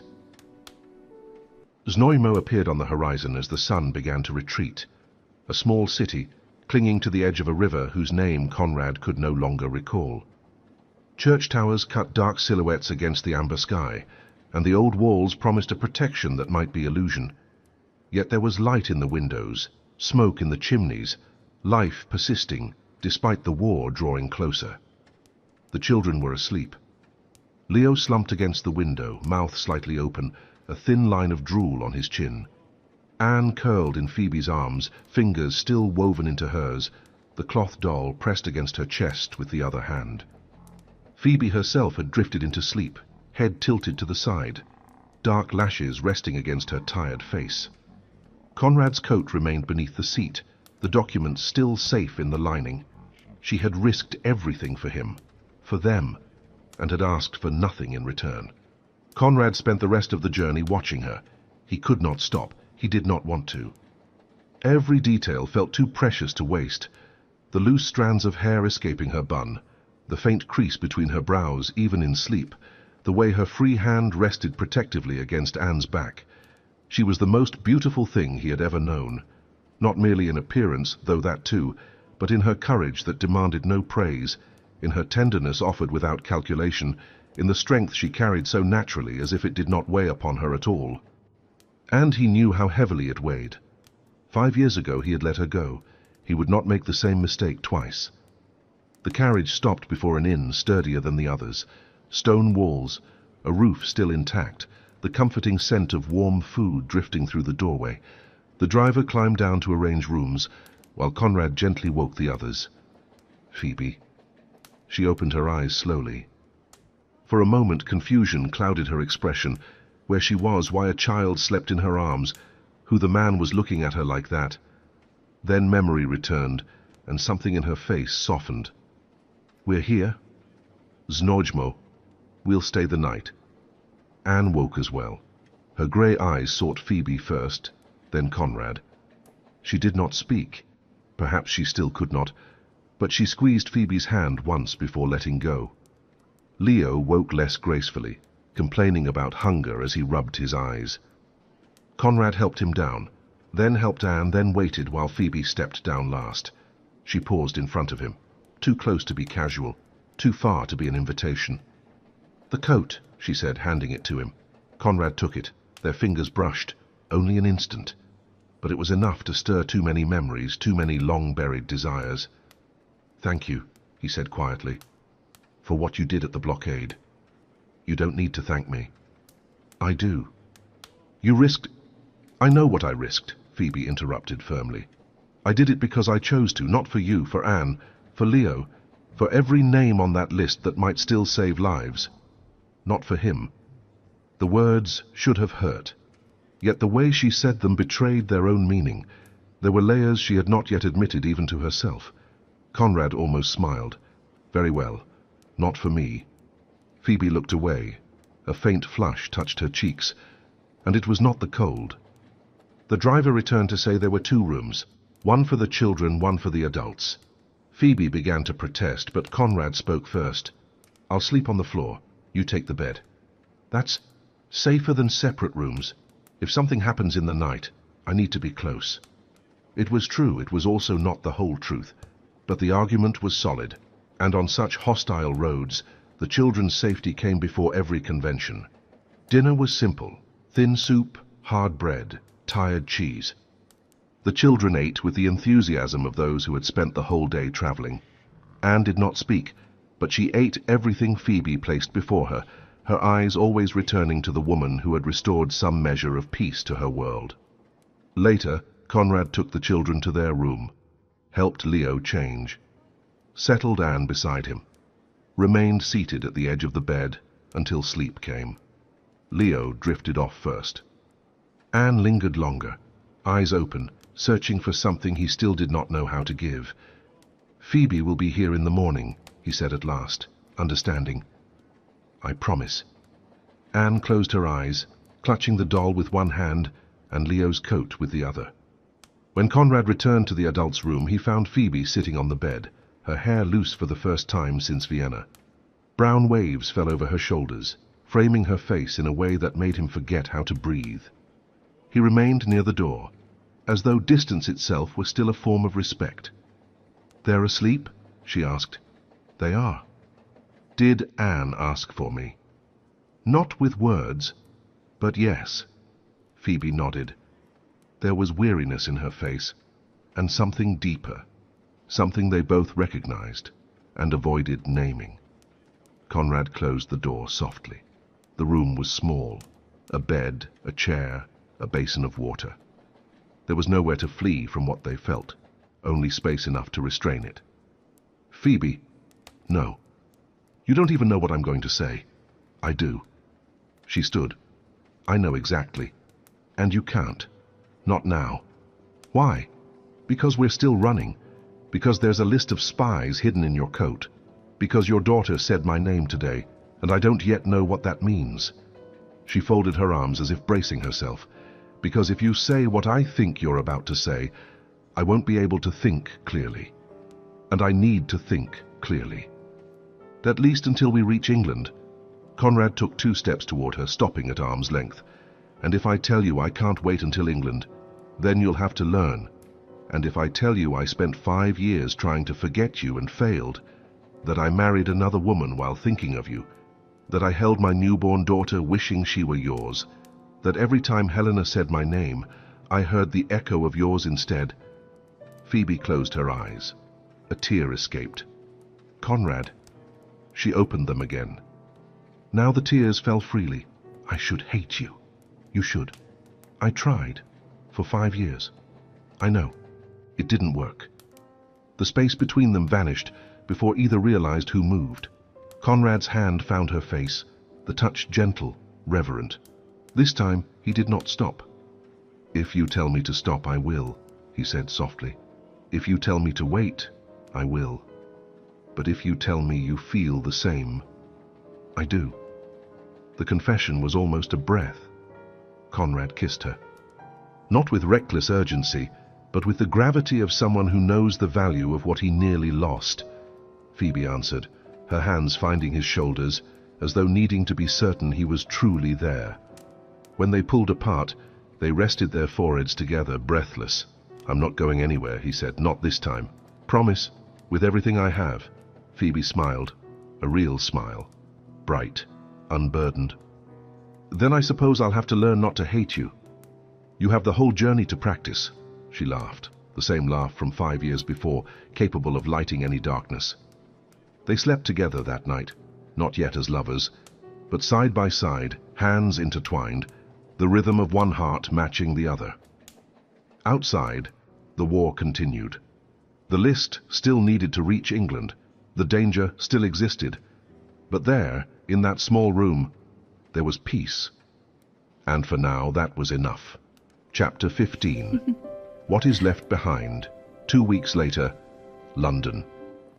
The city was exactly as Phoebe remembered it.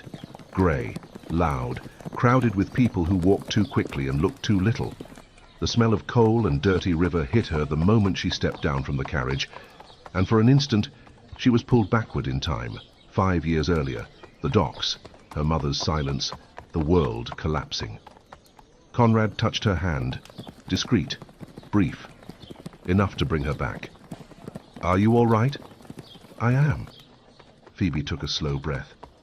I just didn't expect it to be so unchanged. Cities rarely change. People do. The children had been left with the driver at an inn far from the center, away from curious eyes. Conrad had insisted Phoebe need not come. He could deliver the documents alone, spare her the risk, but she had refused. I carried that list beneath my skirts across half a continent, she had said. I want to see it reach its destination. The Admiralty rose before them like a building designed to intimidate. Stone columns, immaculate guards, doors too heavy for anyone who did not belong. Phoebe entered anyway, at Conrad's side, head held high.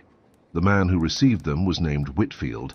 Greying hair, attentive eyes, hands that held the documents with the care of someone who understood the weight of what he touched. 37 names, he said, turning the pages. This is enough to dismantle an entire network, Conrad finished, if used with discernment. Whitfield lifted his gaze. You understand, I cannot accept this without verification. You are Austrian. You were in Vienna when the city fell. Why should I trust you? You should not, Conrad replied calmly. But begin with the first name. Lord Ashby. Investigate the origin of the information he provides to the French. Then tell me if you still doubt. Silence stretched. Whitfield studied Conrad as if trying to read what lay between the lines. And what do you ask in return? Protection. For myself, for my daughter, for the woman who will be my wife, and for the boy I will adopt as my son. Protection from whom? From anyone who might wish to silence us, and discretion. Miss Blythe was the victim of a scandal some years ago, unjust but real. We do not wish to live in London. We want a place removed, where we can exist without scrutiny. Whitfield turned to Phoebe for the first time, not with judgment but with attention. You carried these documents across the continent? I did. Why? Phoebe considered for a moment. Because it was the right thing to do. Whitfield nodded slowly. There is a house in Dover. It belonged to a deceased officer with no heirs. It has stood empty for 2 years. It is not grand, but it is sound, facing the sea. Far enough from London that no one will ask questions. And in exchange, Conrad asked. In exchange you were never here. These documents arrived through channels that do not involve an Austrian count nor an Englishwoman of compromised reputation. Do we understand one another? Conrad looked to Phoebe. She nodded. We do. They left the Admiralty with the weight of the world finally lifted from their shoulders, but there were still farewells to be made. That evening at the inn, while the children slept in the adjoining room, Phoebe and Conrad sat at the table with paper and ink. Conrad wrote first. To Katerina. The words were difficult. How does one say that Victor is dead? How does one explain that the sacrifice was not in vain? He did not sign. He could not risk it. But he wrote what mattered, that Victor had been brave, that his choice had made a difference, that the love she gave had not been forgotten. He spoke of you when everything else had already fallen apart. Spoke as one clings to light. Live, not for him, but for yourself. That is what he would have wanted. He folded the letter, sealed it. Whitfield would know how to ensure it reached to Salzburg without raising suspicion. The second letter was for Friedrich. His brother owed him nothing beyond blood, and perhaps not even that. Still, Conrad wrote, he said he was alive, that he would not return, that the estate was now Friedrich's responsibility, that Anne was safe, that he would marry again. I ask for no approval, but I leave the door open. The choice is yours. He sealed it without expectation, only with honesty. Phoebe wrote last, to Catherine, to her father, to her brothers. She did not ask forgiveness. She did not ask permission. She simply said she was alive, that she had survived, that she had built something she had never possessed before. Peace. If you wish to forget me, I understand, but know that I carry no bitterness. What comes next for me is finally good. For her mother there was no letter, only silence. And that night, before sleep, Phoebe whispered into the darkness, I forgive you. The following morning, a messenger arrived with news. Leo's aunt and uncle had been located. They had fled south, but were intercepted by French troops. The man had been arrested under suspicion of espionage. The woman had disappeared. They would not return. Phoebe received the news in silence. There was no satisfaction, only relief. Leo was theirs now, without threat, without dispute. She went to the room where the children were playing. Leo was stacking wooden blocks. Anne watched, occasionally pointing to where the next piece should go. Leo. Phoebe. I need to tell you something. She explained gently, simply, that his aunt and uncle would not return, that he would stay with her and Conrad, that he would have a family. Leo listened, thought, then asked, Are you going to be my mother? If you want me to be. And is Conrad going to be my father? If you allow him. He considered this with solemn seriousness. And Anne will be my sister. Phoebe looked at the girl. She will. Leo turned to Anne. Do you want to be my sister? Anne did not answer with words, but she placed the doll, her most precious possession, into his lap. It was yes. Leo smiled, that enormous smile only truly safe children can wear. All right then. He returned to his blocks. When do we go home? Home. The word formed easily, naturally. Tomorrow, Phoebe said softly. Tomorrow we go home. Epilogue. 7 months later, Dover, England. Summer arrived in Dover the way it always should, gently, as if asking permission before stepping inside. The flowers Phoebe had planted in spring were finally in bloom. White roses along the fence, lavender near the front door, and wild daisies that Anne had insisted on keeping because, as she had explained seriously, they are brave. The garden was still modest, far from the perfection of the English gardens Phoebe remembered from childhood, but it was theirs. Every petal, every root, every stubborn leaf that survived the salty wind from the channel. From the porch, Phoebe watched the scene that had slowly, quietly become her definition of happiness. Conrad sat beneath the apple tree, Anne on his lap, an open book resting between them. He was reading aloud, fairy tales bought from a small bookshop in Canterbury, and Anne followed every word with absolute focus. Sometimes her lips moved silently, rehearsing the sounds before daring to whisper them out loud. She spoke now, not often, not much, but enough. Papa had come first, 3 weeks after arriving in Dover. Then Leo, then home. Hungry, garden, and Phoebe. Always Phoebe. Repeated many times each day, as if her name were the invisible thread keeping her anchored to the world. Leo ran across the grass, chasing a leather ball the village blacksmith had made for him. Newly 6 years old, he had already grown out of trousers that had fit him only months before. Conrad claimed with grave seriousness that they would go bankrupt on new clothes alone. "Phoebe," Leo called, breathless. "Come play." "I'm busy." "No, you're not. You're just standing there. Watching is a very serious occupation." "It is not," she laughed, and still she was surprised by the lightness of the sound, as if laughter had lived buried inside her for years, waiting patiently for permission to return. "All right," she said, but only for a little while. She stepped down from the porch and crossed the garden. Her dress was simple, pale muslin, no adornment. The Phoebe of London would never have worn something like that, but the Phoebe of Dover no longer needed to appear as anything other than who she was. They had married in April, a small church overlooking the sea. Only them, the children, the vicar, and 2 witnesses, the coachman who had brought them from Vienna, and the blacksmith's wife, who barely knew them but cried anyway. Catherine had sent a blue dress and a short letter, formal in words, heavy with silence between the lines. "I am glad you are safe. Perhaps one day we may meet again, when time has passed, when people have forgotten." It was more than Phoebe had expected, less than she deserved, but it was a beginning. Her father's letter had been longer, shaky handwriting, several sentences crossed out. "I miss you every day. Forgive this foolish old man who did not know how to protect you." They wrote once a month now, small bridges built carefully across 5 years of distance. Friedrich's reply had arrived 3 months later, brief, direct. "The estate is stable. The tenants pay on time. And if your daughter ever wishes to know her cousins, the door remains open." Conrad had read that letter in silence. But something in his shoulders, an invisible weight, had finally released. "Phoebe," Leo tugged her hand toward the grass. Anne followed behind him, her cloth doll Elise hanging loosely from her fingers. "I want to play too," Anne said. 4 words, a full sentence.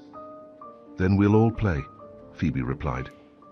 Conrad approached them, his eyes meeting hers with that same quiet wonder that still lived there, as though he could not quite believe any of this was real. "All against all?" he asked.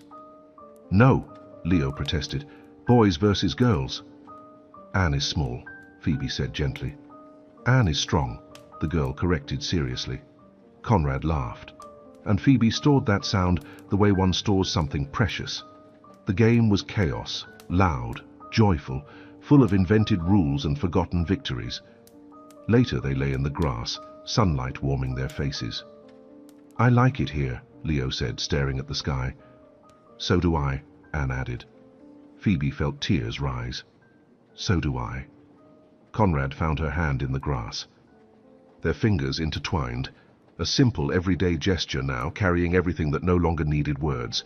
7 months earlier, she had fled a burning city with a child that was not hers. 7 months earlier, she had hated the man who now held her hand. 7 months earlier, she did not know if she would survive the following week. And now she was here, in a house facing the sea, with a husband who loved her, with 2 children who called her by name, with a garden she had grown with her own hands. The war on the continent continued. Empires still collapsed, but there on that hill in Dover existed something no army could destroy. There was peace, there was family, there was home. Some stories end in silence, others leave echoes. Phoebe, Conrad, Anne, and Leo exist nowhere that can be found on any map. But perhaps they exist in something harder to name, in that place where stories continue living after they end. All of us carry loss, guilt, fear. All of us at some point believe the past will define us forever. And yet, some souls find courage, some choose to stay, some choose to love in spite of everything. If this story touched you, leave your presence here. Tell me what you felt, or which part stayed with you after the end. I like knowing these stories do not echo alone. There are others waiting, other voices, other destinies, other hearts. When you are ready, choose one. I am Lord Sebastian, and I shall see you in the next story. Thank you.